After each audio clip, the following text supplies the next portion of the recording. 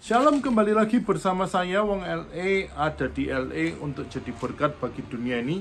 Satu kesempatan yang luar biasa kalau kita boleh memasuki kitab di Efesus.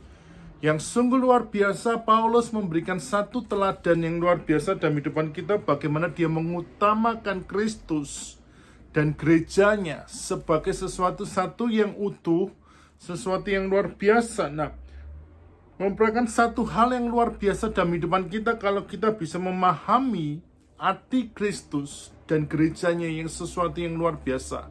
Selamat membaca, selamat menikmati. Tuhan Yesus memberkati. Efesus pasal 2. Semuanya adalah kasih karunia. Kamu dahulu sudah mati karena pelanggaran-pelanggaran dan dosa-dosamu.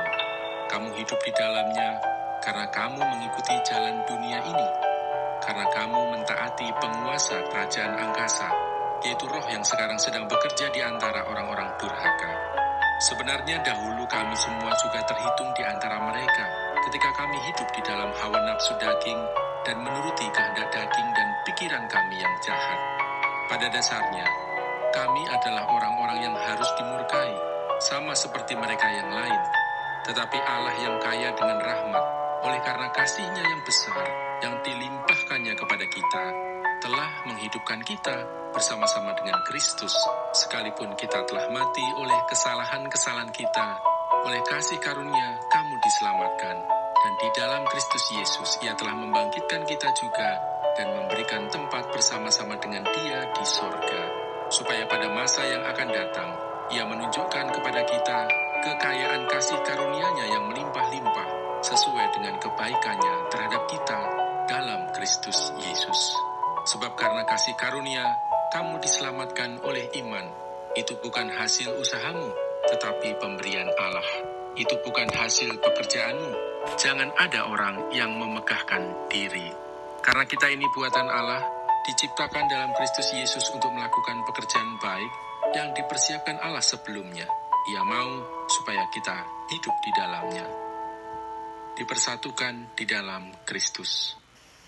Karena itu ingatlah bahwa dahulu kamu sebagai orang-orang bukan Yahudi menurut daging, yang disebut orang-orang tak bersunat oleh mereka yang menamakan dirinya sunat, yaitu sunat lahiriah yang dikerjakan oleh tangan manusia, bahwa waktu itu kamu tanpa Kristus, tidak termasuk kewargaan Israel dan tidak mendapat bagian dalam ketentuan-ketentuan yang dijanjikan, tanpa pengharapan dan tanpa Allah di dalam dunia. Tetapi sekarang di dalam Kristus Yesus, kamu yang dahulu jauh sudah menjadi dekat oleh darah Kristus. Karena Dialah damai sejahtera kita, yang telah mempersatukan kedua pihak dan yang telah merubuhkan tembok pemisah, yaitu perseteruan, sebab dengan matinya sebagai manusia, Ia telah membatalkan hukum Taurat dengan segala perintah dan ketentuannya, untuk menciptakan keduanya menjadi satu manusia baru di dalam dirinya, dan dengan itu mengadakan damai sejahtera, dan untuk memperdamaikan keduanya di dalam satu tubuh dengan Allah oleh salib, dengan melenyapkan perseteruan pada salib itu. Ia datang dan memberitakan damai sejahtera kepada kamu yang jauh, dan damai sejahtera kepada mereka yang dekat.